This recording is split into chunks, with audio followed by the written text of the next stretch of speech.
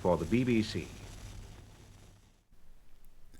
And at the same time next week, we'll be off to the wonders of Terry Pratchett's marvellous Discworld, where magic causes mayhem in Guards, Guards. The Seventh Dimension on BBC Radio 4 Extra. Right, now it's time for the next part of our 6-part serial, The 12 Maidens. Peter Brent and Margaret Govan are working on Biodar, a new form of radar which can pick up sentient life. They are puzzled because Maiden Tor, a nearby hilltop crowned with a circle of stones, the titular 12 Maidens, shows a complete blank on their Biodar screens.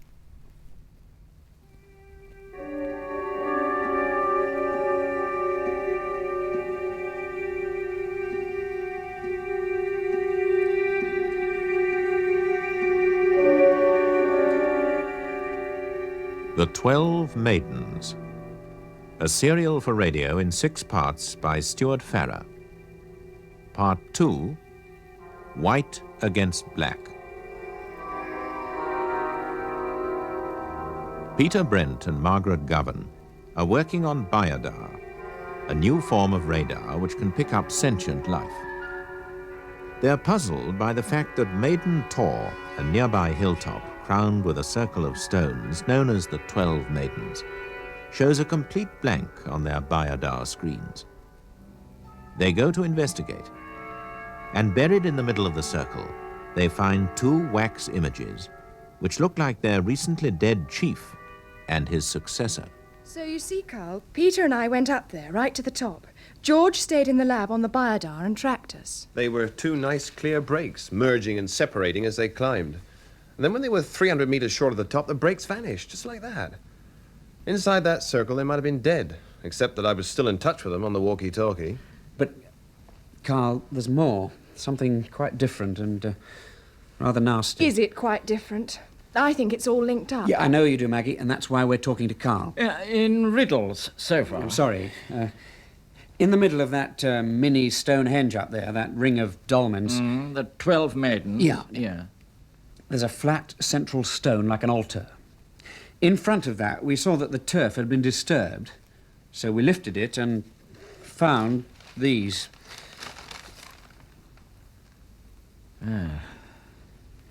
I'll tell you one thing. These images were not made for fun. And they were made by somebody who knew exactly what he was doing. You see who they're meant to be? Well, of course. That one, with the needle through its heart, is Tom McKinnon, poor fellow, and by the amount the needle's rusted, I'd say it was made about the time he died. And that's what we thought. And the other, Professor Jessup. With its head bound tightly with wire. And Phil Jessup's been in and out of bed with migraine, which has been getting worse. Give me that image of Tom McKinnon. He's dead now, so we can do him no harm by cutting it open. Oh. Now, don't worry, my dear.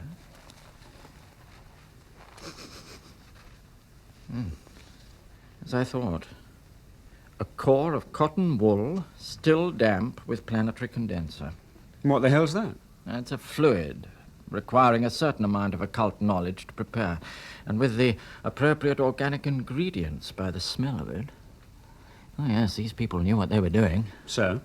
So we need allies of the right training. What sort of allies? Well, who better to fight a black coven, my dear, than a white one? And now, who would care to walk down to the White Hart with me for a drink? It should just be open by the time we get there. Good idea.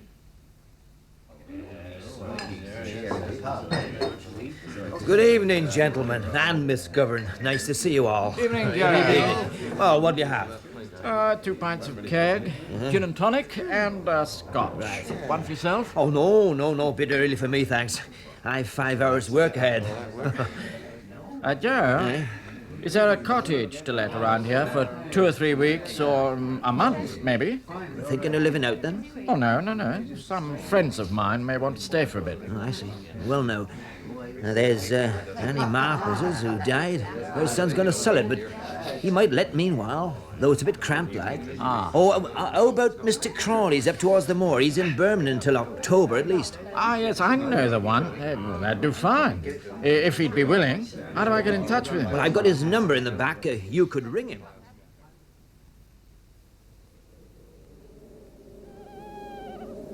Abac Aldol Ayatul Gudak, Guthak, Guthor, Gome, Testator, Derisa, Destator.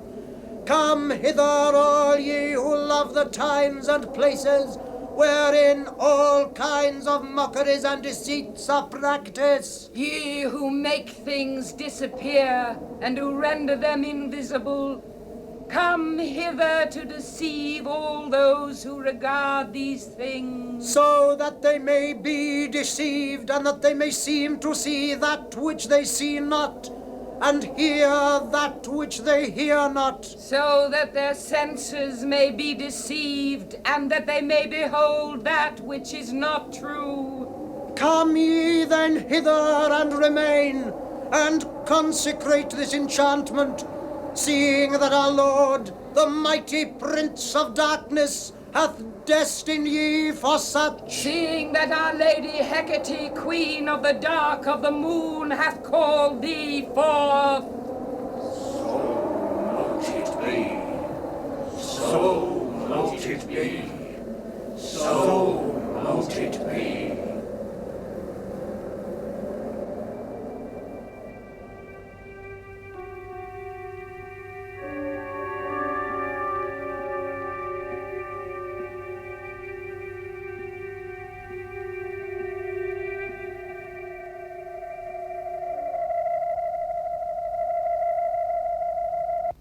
Lock it. On bearing 252. On range 3160. Angle plus 3 degrees, and searching. Well, that's it. We've tried the whole range of frequencies that Biodar works on, and Maiden Tor still a complete blank. Whatever the barrier is, it's still there. What else did you expect? God knows, Maggie, but well, we had to try. According to the book, we ought to tell the security officer. Book nothing. I don't like the man, and I'm not inviting him to meddle in our work till I have to. This is a technical problem and none of his business. But however it's done, somebody must be doing it, and that is Rex Andrews' business. We've no proof anyone's doing it. It could be an entirely natural phenomenon. Oh. Such as? George, we don't even know why Biodar works yet. Tom McKinnon stumbled on it by accident, and we've developed it by trial and error.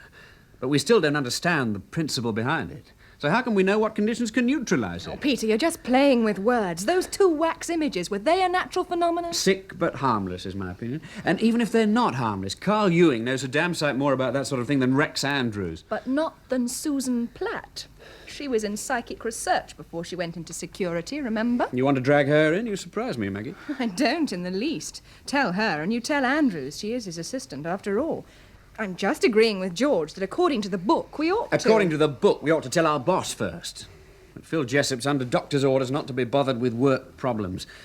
So, until he's well enough, we wait. Then, if he says tell security, fair enough, okay? Okay by me. I didn't get these stripes to be keeping to the book anyway. Okay by me, too. And meanwhile, we'll see what Carl's mysterious friends can do. Oh, that's what I call a welcome. A log fire in the middle of June. Well, Bridget, the cottage hadn't been occupied for a month, and I thought it might be damp. Also, it is 9 o'clock at night. It's a grand cottage. And it's bigger than I expected. We could have brought the coven. Better just the two of you. More would draw attention to yourselves, and that might be inadvisable. Besides, even witches have jobs to go to, you know, unless they live by the typewriters like Donald and me. I laid in this for you. You lovely man. And Peter and Margaret will be here any moment with a carload of food. So you needn't even go shopping for a few days, unless you want an excuse to sniff around the village. All I want to see immediately is this Maiden Tor of yours. It sounds to me, my friend, as though you've quite a plateful there. Oh, have you brought those images? I'd like to see them. Ah, yes, you shall. Margaret's bringing them. Cheers. And, it is good to see you again. You too. Slanty. Cheers, Carol. Blessed be. Oh, it's a long time since I heard that greeting. Oh, that'll be them.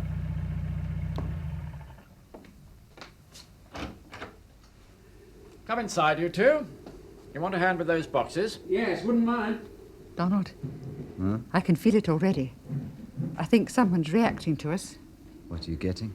I don't know. It's not clear. something jagged. It's aware of us, and it's black. Well, it's only what we expected. Hello, everybody. Where do you want these? Oh, hello. We've only just got here ourselves. We don't know where anything is. Look, just put them down there by the wall. We'll sort them out later. Heavens, have you bought the shop? Oh, just a few things to keep body and soul together. If witches have souls, that is. Peter, don't take any notice of him. He's just covering up shyness. I'm Margaret Govan, and this oaf, who's quite nice, really, is Peter Brent. How do you He do? looks very presentable to me. I'm Bridget Williams. This is my brother Donald, who, in spite of appearances, is also quite nice, really. Well, if you two have quite finished, I'll answer our friend. We must have souls because we're popularly supposed to sell them. We also, at the moment, have spirits. Carl? Oh, I'm sorry. Water? Dried ginger or neat? Oh, neat, but not too much, thanks. All right. As is. Ah, fine.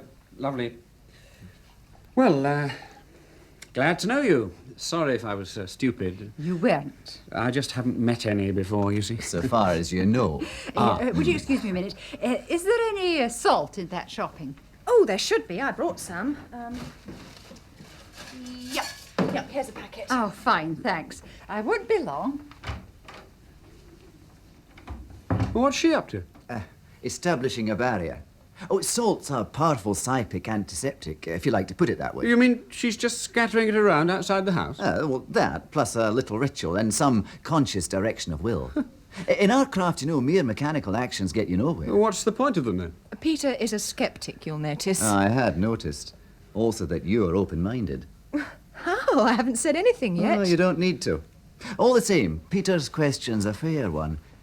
The mechanical actions, the ritual, are like electric wiring, rigged up for the particular job in hand. It's the power you put into the wiring that does the job. Yes, but what power? Well, for example, at a guess, the kind of power that's very efficiently blacking out Maiden Tor for you.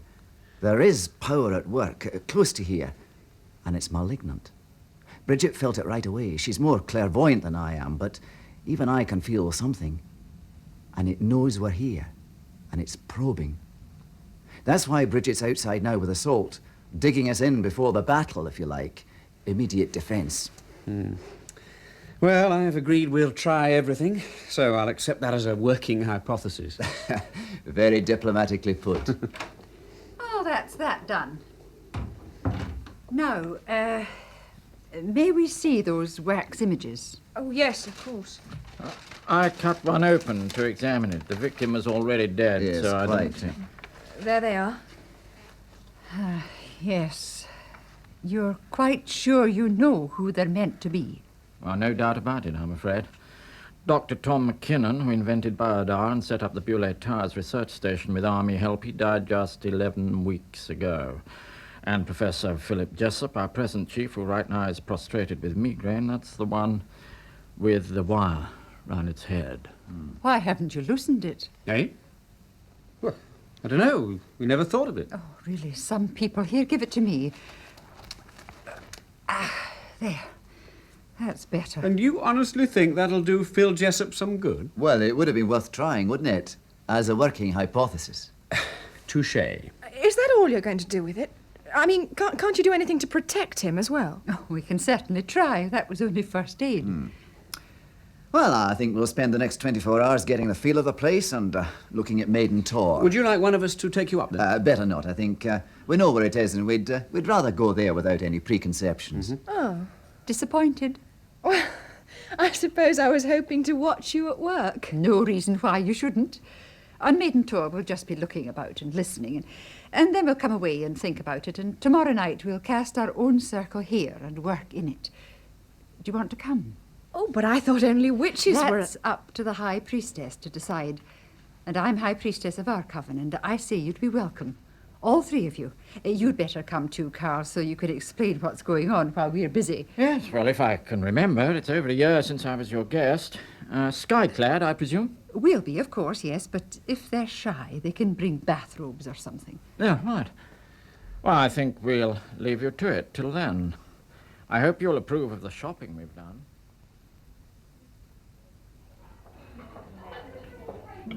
The whole place is thoroughly slapdash, if you ask me, Susan. For instance, they use walkie-talkies for various tests, but they never use any kind of code over the air. Anyone who chose to tune in could learn a hell of a lot. We've got to clamp down on that. I'll have a word with Peter Brent. Once we know the nature of the tests, it shouldn't be hard to devise a spoken code for them. Good. Well, I'll leave that one to you while I try to make some sense out of their main gate procedure.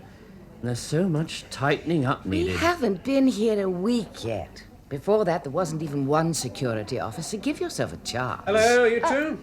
How's the cloak and dagger business? Off duty right now, thank you. Oh, I thought you never were, like doctors.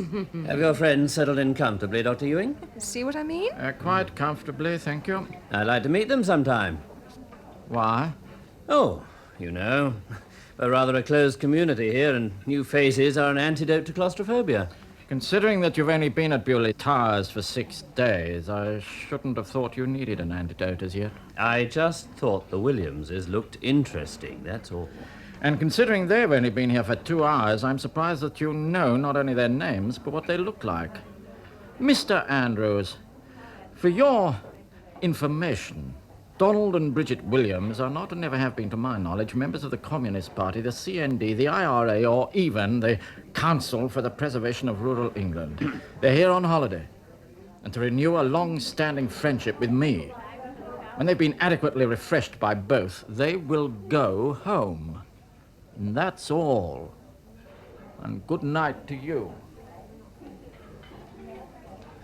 Dr. Ewing is unnecessarily touchy, don't you think? Is he? Hello, everyone. Philip! Good Lord, Phil, what are you doing out of bed? Looking for a drink. Any objections? Thank you, my dear. A light ale, I think. Coming up. No, it's quite remarkable. About half an hour ago, my migraine suddenly disappeared. I feel perfectly fit. In fact, better than I've felt for some time. Pure coincidence, it's got to be. Maybe, but I could kick myself for not thinking of it before. Thinking of what? Undoing that wire. Well, at least it couldn't have done any harm. Come here, you superstitious adolescent. Oh, I thought you'd forgotten all about me, what with contralto-voiced security officers and glamorous Scottish witches. She is rather, isn't she? Watch it, that's all. Just watch it. As black as hell.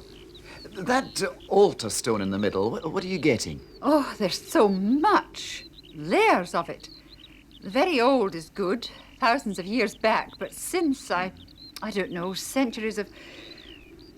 I'm getting the inverted pentagram and a plough with blood on it. Why a plough? And something else, it won't come. Key. Yes, a key. I think it's for locking, not unlocking. What's it made of? Silver, but it's all blackened. That's enough. Donald, let's get out of here. It's enough. Yes, come on.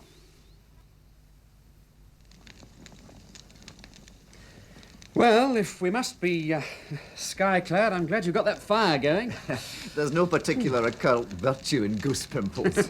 Why the 4 candles? North, east, south and west. They mark the boundary of the circle. And that's the altar, just by the north candle. On it, the pentacle, that metal disc. Salt, water, incense, black-handled knife, white-handled knife, wand, scourge, cords, bell, wine and cakes. What do they all mean? Oh, you can explain all that afterwards. Now, into the centre, everybody. Carl, will you look after them and show them where to move? Right. And do see they don't step outside the circle once it's cast. Oh, I don't know. Quiet now. I exorcise thee, O creature of water, that thou cast out from thee all impurities and uncleanliness of the spirits of the world of phantasm. In the names of Carnena and Aradia. Blessings be upon this creature of salt. Let all malignity and hindrance be cast forth hence-from, and let all good enter herein. Wherefore do I bless thee that thou mayst aid me, in the names of Carnena and Aradia. I conjure thee, O circle of power, that thou beest a meeting place of love and joy and truth, a boundary between the world of men and the realms of the mighty ones, a guardian and protection that shall preserve and contain the power that we shall raise within thee. Wherefore do I bless thee and consecrate thee in the potent names of Carnena and Aradia. Donald, the water. Margaret, the censer. Peter, the candle. Take them from the altar and carry them round the circle clockwise, and then put them back on the altar. Right. Right. Round. Right round. That's it, now back. Okay. Fine. Ye lords of the watchtowers of the east, I do summon, stir, and call you up to witness our rites and to guard the circle. Ye lords of the watchtowers of the south, I do summon, stir, and call you up to witness our rites and to guard the circle. Ye lords of the watchtowers of the west, I do summon, stir, and call you up to witness our rites and to guard the circle. Ye lords of the watchtowers of the north, Boreas, thou guardian of the northern portal, thou powerful god, thou gentle goddess, I do summon, stir, and call you up to witness our rites and to guard the circle. Blessed be thy feet that have brought thee in these ways. Blessed be thy knees that shall kneel at the sacred altar. Blessed be thy womb, without which we would not be. Blessed be thy breasts, formed in beauty. Blessed be thy lips that shall utter the sacred name. I invoke thee and call upon thee, mighty mother of us all, bringer of all fruitfulness. By seed and root, by bud and stem, by leaf and flower and fruit, by life and love, do I invoke thee to descend upon the body of this, thy servant and priestess. Of the mother darksome and divine, mine the scourge and mine the kiss, the 5-point star of love and bliss, here I charge you in this sign. Margaret? Margaret? Are you all right? Yes. Yes. Listen to the words of the great mother who of old was also called among men, Artemis, Astarte, Athena. Enemies. Enemies. Who are the enemies? I cannot tell. A light is shining over there. Who are the enemies? We must know. 2 are strong. They know the secret names. They are armed and old in wisdom. We are stronger. We are stronger. There's a 3rd. Her power is growing, but she does not understand it yet. Strike her! I cannot reach her. Those others are guarding her. They are guarding her. Let her be. Our time will come.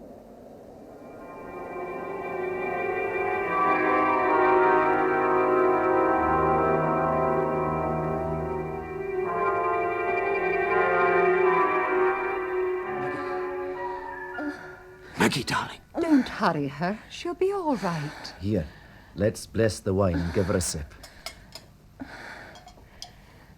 As the athame is to the male, so the cup is to the female, and conjoined they become one in truth. Here, Margaret, blessed be. Thanks. I'm okay. No, pass the wine to another man with a kiss. Man to woman, woman to man, always. Peter? Cheer up, darling. I'm still with you. What happened? You just passed out on the floor in the middle of a circle. I know. I saw me. Say that again. No, honestly. First everything went kind of vague. Then I felt myself go, and it was all black all round. No, not black, sort of midnight blue. I wasn't frightened at all. Then gradually there were little points of light, red and blue and yellow and green, and they grew, and it was lighter. And suddenly I could see this room again. I was standing by the altar watching you all, but I could see myself lying in the middle, and Peter wanting to pick me up, but Bridget telling him not to. And there was a sort of silver cord in the air between this me and that me. Then before I knew it, I was back in my body on the floor.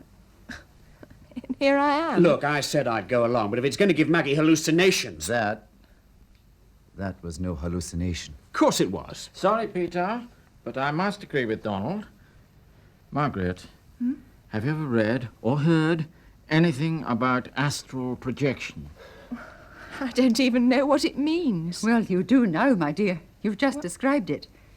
Donald, she's a natural. She'd be safer in, and we need her anyway. There's power there. We want all we can get to cope with that lot on Maiden Tor. What do you say?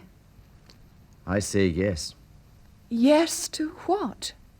Margaret, you know there's a battle on down here, and you've asked our help in it, and you yourself are right in the middle of it. You're more vulnerable than the others because you are a natural. So, for your own protection and to help us, we want to initiate you. We want to make you a witch.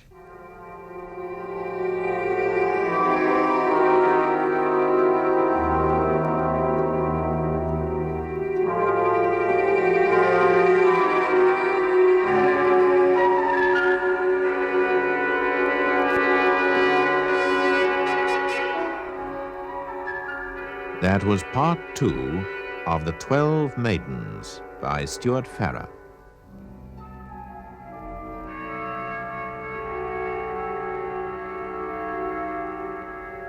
Listen to the next episode of David H. Godfrey's production of The 12 Maidens, The New Witch.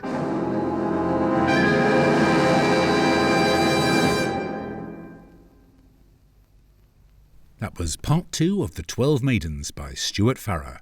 Martin Jarvis was Peter Brent, Patricia Gallimore was Margaret Govan, Sean Arnold was Sergeant George Blake, Hayden Jones was Dr. Carl Ewing, Douglas Blackwell was Joe Gurney.